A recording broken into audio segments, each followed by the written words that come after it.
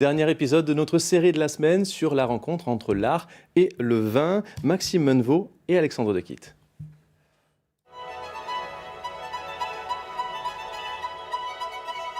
Au milieu des vignes, Agnès de la Roncière est en pleine création. Sous ses coups de pinceau, une toile prend vie. Inspirée par les ceps de vigne qui l'entourent, des ceps qu'elle photographie avant de les reproduire par petites touches. C'est un peu finalement comme des portraits. Et je suis surprise de voir la complexité et la richesse de ce sujet. Et je dis comme des portraits parce que vraiment c'est comme si c'était des personnes. Et ça, je trouve ça assez comment dire, passionnant.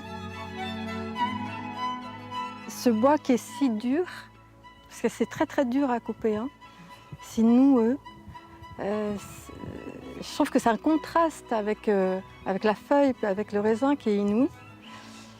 Et je trouve ça très graphique.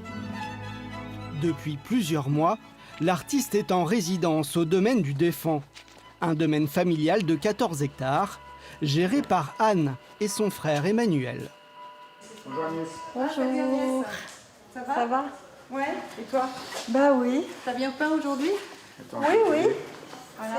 Enfin, vous allez me dire. Je pense qu'elle est terminée. Mais Bravo, c'est magnifique. On voit mille choses hein, dans ces ceps, effectivement. Oui. Amateurs d'art, c'est tout naturellement qu'ils ont accepté d'accueillir Agnès et d'exposer son travail au cœur même de leur cuverie. Un échange en perpétuelle évolution. Et là, il y a comme une grande oreille qui écoute. On voit se construire cette œuvre sous nos yeux. C'est formidable, hein. C'est évidemment un sujet qui nous touche, mais même en dehors, si elle peignait des chênes ou je sais pas, ou les lavandes, ce serait aussi quelque chose de passionnant de voir ce travail au quotidien, de vivre avec un artiste tous les jours. On ne regarde pas la peinture de la même façon, évidemment. Nous, on aime bien travailler, on aime bien les choses qui se construisent et qui sont vivantes et dans lesquelles il y a un échange. Le vin, c'est la commensalité, c'est le rapport entre les gens. Et donc, si on peut avoir des relations plus suivies avec les artistes, et c'est ce qu'on essaye en général d'avoir. Alors, s'ils peuvent travailler sur place, c'est très bien. C'est pas toujours le cas. Mais... Chaque année, la Fédération des vignerons indépendants organise l'opération Art et Vin. En Provence-Alpes-Côte d'Azur, une cinquantaine de domaines viticoles accueillent ou exposent des artistes, un chiffre croissant, preuve d'un intérêt grandissant.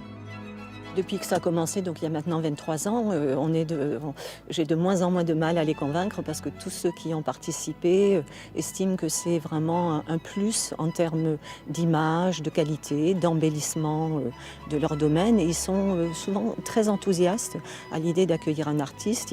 Ils ne concevraient plus un été sans art et vin.